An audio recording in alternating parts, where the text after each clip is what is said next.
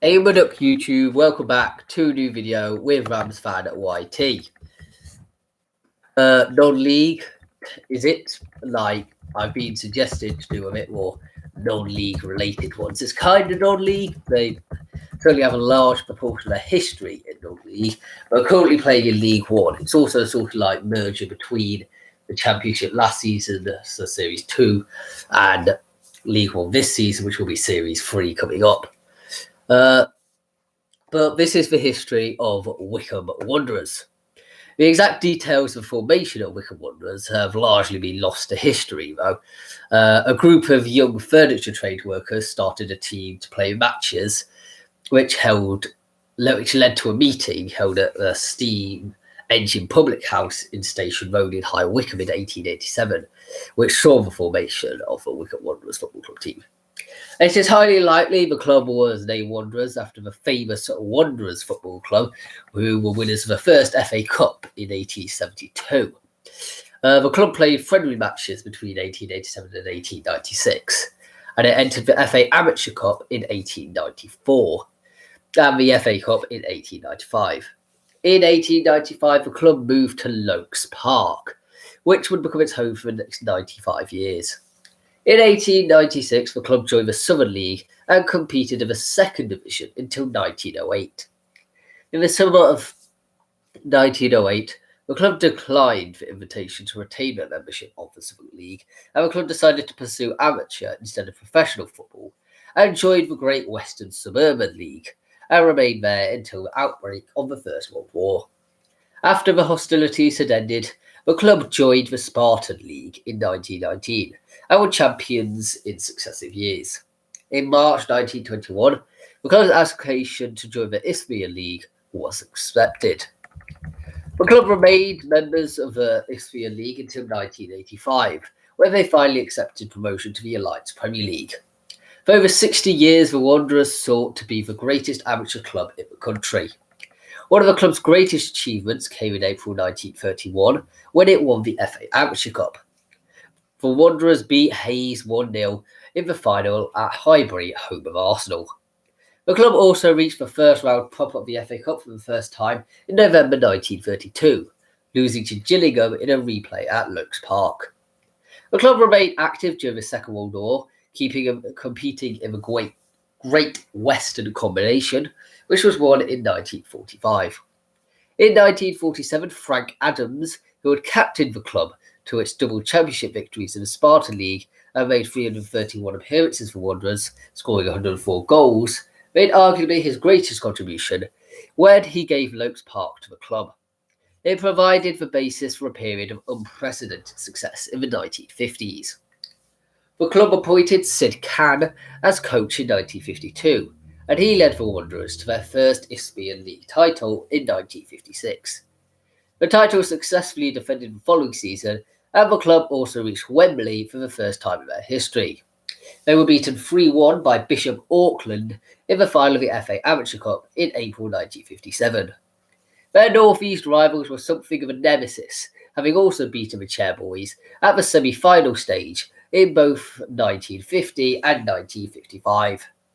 The second round proper of the FA Cup was reached in December 1959, when the club was defeated 5-1 by Watford at Vicarage Road.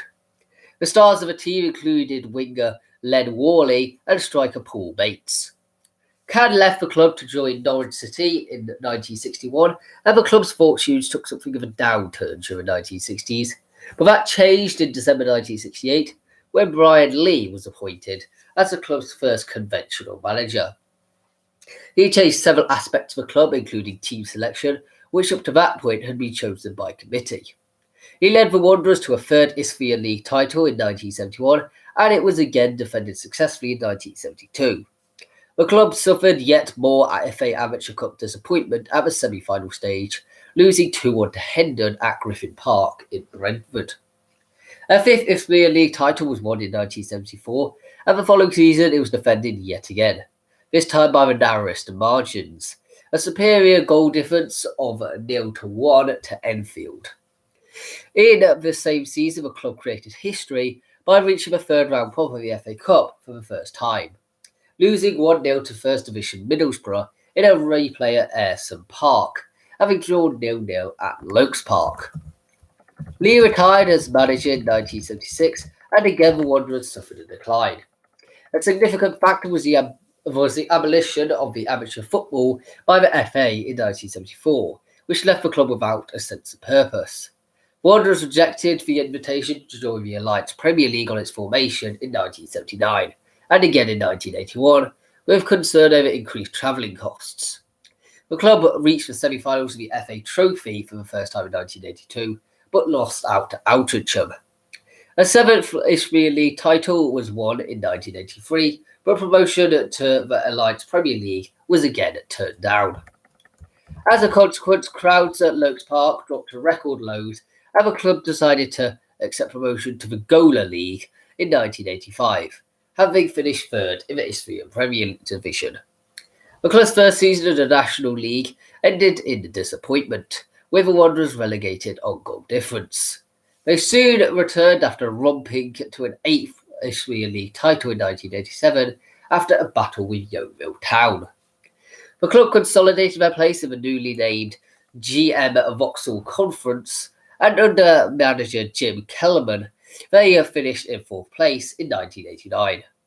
The following season would be the club's last at their Lokes Park home, and it was a disappointing season on the field, with Kellerman being asked to resign following an ignominious defeat to the Metropolitan Police in an FA Trophy game. The club appointed Martin O'Neill as his successor, and he went on to lead the Wanderers to unprecedented success. The club moved to its new Adams Park home in 1990, and in May 1991, the Blues defeated Kidderminster Harriers 2-1 in the final of the FA Trophy in front of a then-record crowd. The club narrowly missed out on promotion to the Football League the following season, finishing level on 94 points with Colchester United, but placed second in the league on goal difference. The club recovered to become only the third in history to do the non-league double. The Wanderers claimed the 1992-93 conference title before winning the FA Trophy again, beating Runcorn 4-1 in the final at Wembley in May 1993. O'Neill rejected the chance to manage Nottingham Forest that summer, staying with Wycombe to lead the club to 4th in the 3rd Division and qualify for the playoffs in their inaugural season in the Football League. They beat Carlisle United in the 2-legged semi-final and beat Preston North End 4-2 in the final at Wembley in May 1994 to secure their second consecutive promotion, entering the 2nd Division, which was the 3rd tier, for the first time in the club history. In their first season of the 2nd Division, Wycombe finished 6th, but due to league reorganisation, missed out on a playoff place, and O'Neill left to manage the 1st Division at Norwich City in June 1995. Former Crystal Palace manager Alan Smith was appointed as his successor, but was sacked in September 1996 as Wycombe struggled in the bottom half of the 2nd Division. John Gregory took over and managed to steer the club to safety of a penultimate weekend of the 1996-97 season. He left to manage Aston Villa in February 1998, and the youth team boss Neil Smiley, was given the job. Smiley was sacked in January 1999, with the Wanderers looking destined for relegation back to the 4th tier. Laurie Sanchez was appointed his successor and tasked with keeping the club in the 2nd Division, with safety being secured at the final day of the season, when Paul Emblin headed home the winner 7 minutes from time to beat Lincoln City 1-0. In tribute to this result, the club acquired a new mascot, in the form of a Wycombe Comanche. In 2000-2001, Wycombe began a successful FA Cup run, with wins over 1st Division sides Grimsby Town, Wolverhampton Wanderers and Wimbledon, taking them to a quarter-final with Premiership outfit Leicester City. Striker Roy Essendon headed an injury-time winner to seal a 2-1 win for the Wanderers at Filbert Street.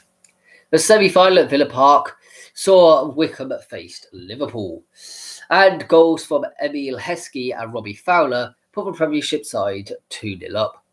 A last-ditch effort for the club mainstay Keith Ryan gave some hope to the Wanderers, but they would exit the competition after succumbing to a 2-1 defeat. Despite cup success, The club's league form continued to struggle, as they finished 13th in the second division in the 2000-2001 season. As bottom half finishes continued, Sanchez was eventually sacked in September 2003 after the club ended the previous campaign in 18th. His successor, Tony Adams, failed to turn things around, and Wycombe ended a 10-year stay in the second division at the end of the 2003-04 season, finishing bottom of the league and suffering relegation to the third division, then renamed as the Coca-Cola League 2. At the time, the Wanderers were English football's last professional members club, but at an extraordinary general meeting in July 2004, the members voted by a narrow margin to restructure the club as a public limited company. Chairman Ivor Beeks, director Brian Kane, and sponsor Steve Hayes all subsequently invested in the club with an approximate total value of £750,000. Adams remained in the manager's job for just a year, resigning in November 2004, and John Gorman was appointed as his successor. His tenure saw a record of 21 league games, unbeaten at the start of the 2005-06 season. A double tragedy would soon hit the club, however, with midfielder Mark Philo killed in a road accident in January 2006, and Gorman's wife Myra dying of cancer in March. My thought goes with all the family and friends of these people. Subsequently, the team's form slipped and they fell from the top spot to eventually finish in 6th place, still achieving a playoff spot. Cheltenham Town won the two-legged playoff semi-final 2-1, and Gorman was sacked in May 2006. Paul Lambert took over in June, and he took the club on another ambitious cup run, this time to the semi-finals of the Carling Cup. Having previously never passed the second round, Wycombe defeated Fulham away and knocked out then Premier League side Charlton Athletic in the quarter-finals. This brought them to a semi-final with reigning Premier League champions Chelsea. Wanderers drew the first leg 1-1 at Adams Park, with Jermaine Easter scoring a late equaliser after a first half goal from Wayne Bridge. The second leg at Stamford Bridge was a different story, as doubles for both Andriy Shevchenko and Frank Lampard saw Wycombe lose 4-0 and exit the competition. Again, however, the side's league form would suffer, and a number of changes were made to the squad and staff in the summer of 2007. They reached the League 2 playoffs in 2008, but were knocked out 2-1 in aggregate by Stockport County. Lambert resigned shortly afterwards. Peter Taylor was appointed as its successor in May 2008, and he led the side to another lengthy unbeaten start, which lasted 18 games. The side was 9 points clear at the top of the league at Christmas, but results soon tailed off, and the team eventually finished in the last automatic promotion place, ahead of Bury by virtue of a superior goal difference of just 1. The summer of 2009 saw Steve Hayes become the first sole owner of the club, converting £3 million of loans into equity. He announced his intention to move the club into a community stadium based on the site of a Wycombe Air Park. Taylor was sacked in October 2009 after a poor start to the season, and was replaced by Gary Waddock, who was unable to save the club from relegation back to League 2. Waddock did, however, guide the Wanderers straight back to League 1 at the first attempt. He led the side to a third-place finish and achieved a points total of 80, the highest the club had recorded since its promotion to the Football League. In July 2011, after much argument and debate, Wycombe District Council announced the work of a community stadium proposed at the Wycombe Air Park would stop. Wycombe Wanderers kicked off their 2011-12 League 1 season on the 6th of August 2011, with a 1-1 draw against Scunthorpe United at home. However, Wycombe were relegated back to League 2 on the 28th of April 2012 after a 4-3 home defeat to Notts County. On the 30th of June 2012, the Wycombe Wanderers Trust, supporter-owned, formally took over the club. This financial stabilisation ended a transfer embargo, and Gary Waddock took advantage of this immediately and signed several new players for the 2012-13 season. The season also included their 125th anniversary, and the shirt design was an adaptation of their first ever kit, in Oxford and Cambridge blue halves instead of quarters. Wycombe kicked off their new season in League Two with a 3-1 victory away at York City. Despite this strong start, Wycombe went through a bad period soon after and for a while sat just above the relegation zone in League Two. On the 22nd of September 2012, after Wycombe's third successive defeat, Waddock was sacked as manager with immediate effect. Former club captain Gareth Ainsworth was immediately named as caretaker manager in Waddock's absence. Just over a month later, on the 8th of November 2012, Ainsworth was named as Wycombe's permanent manager. He signed a contract lasting for the rest of the season, and Ainsworth revitalised the squad and the club as a whole, and steered Wycombe safely away from relegation threat. Wycombe eventually ended the season in 15th place, 9 points clear of relegation. At the end of the season, Wycombe's player manager Gareth Fadesworth announced his retirement from professional football after an 18-year career, although he signed a new 2-year contract as Wycombe manager. At the start of the final day of the 2013-14 season, Wycombe were 3 points adrift of safety in the relegation zone of League Two. However, after a 3-0 win at Torquay and Bristol Rovers losing to Mansfield Town, Wycombe finished in 22nd place, above Bristol on goal difference, to remain in the Football League. Following the near relegation of the previous season, Gareth Ainsworth released 7 players from the club, including defender Leon Johnson, who had made 200 appearances in 7 years. During the summer break, Ainsworth rebuilt his squad, with the addition of Paul Hayes for a second spell at the club. The 2014-15 season saw the club spend the majority of the season in the automatic promotion places. However, 2 costly home defeats to Morecambe and local rivals Oxford United led to a finishing position of 4th, setting up a playoff fixture against Plymouth Argyle. The playoff final took place on the 23rd of May, and within 5 seconds of kick-off, Wycombe midfielder Sam Saunders pulled his calf muscle and had to be substituted for Matt Bluefield in the 4th minute.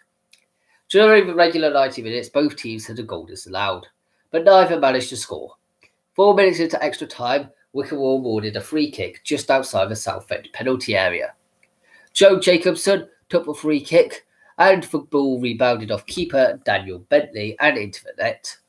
Southend continued to put pressure on Wycombe until Joe Piggott scored in the 122nd minute to tie the game at 1-1 and send it to a penalty shootout. Southend won the shootout 7-6 when Sam Wood's effort was saved by Bentley. The 2017-18 season saw Exeter and Notts County both losing respectively, combined with Wycombe winning their penultimate game of the season, ensuring a promotion to the League One, joining Luton Town and EFL League Two champions Accrington Stanley. In the 2019-20 season, Wycombe finished 3rd in League One on points per game due to the impact of COVID-19. They won the playoff semi-final 6-3 on aggregate against Fleetwood Town.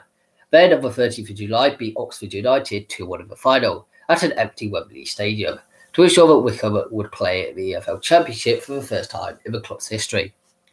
The 2020-21 championship season was a learning experience for everyone involved in the club, with all but 3 of the 46 league matches being played behind closed doors due to the continuing COVID-19 pandemic. Wycombe struggled in the early stages, failing to register a point in their first 7 league outings, and failing to score in their first 4.